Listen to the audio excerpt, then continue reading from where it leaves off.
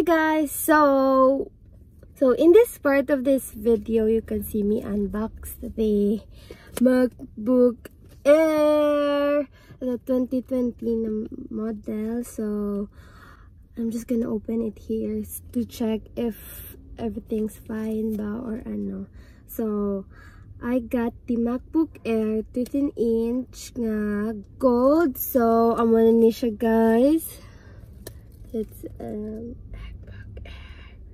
So we are going to open this now because I just can't wait. Let's open it. Nahapo ko kay alin kami di sasam. Actually, ay kami sasam. Pagin pauna lang ko ni mama. So let's proceed ang pama. Okay, let's proceed to the video. Hey guys, so I'm just gonna pull this and then peel it off. Ready? I just can't believe it! Oh my gosh. Okay, let's open it. Here you go! Wala na siya. Ta-da! We are going to unbox it now. Dun, dun, dun, dun. Yes, girl! Beautiful. Ang kuko ko lang para may problema. Oh my gosh, look! Look at this beautiful work of art. So guys, na-open ko na siya gali ang mga port. Wala na sa plastic kaya nakuha ko na hehe. Inside the box, we have the charging port. And then, tandagin na siya. Okay, and then this one.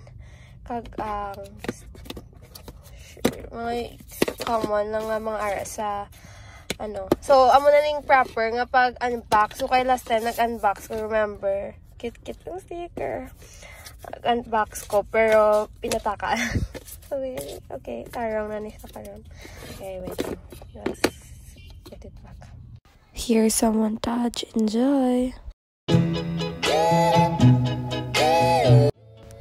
Hey guys, I'm not a techie person or what, but let me show you how slim it is, and it has a fingerprint, by the way, and the speakers are so great. And if you want some techie videos or the specs, I can leave a link below and then you can check them out. Thank you.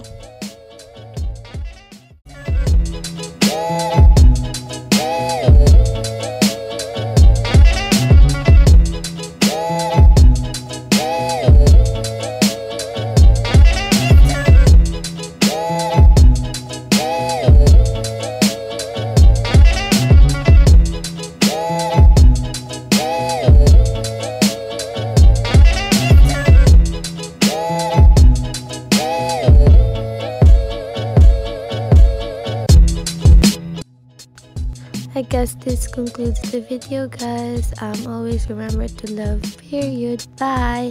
Mwah.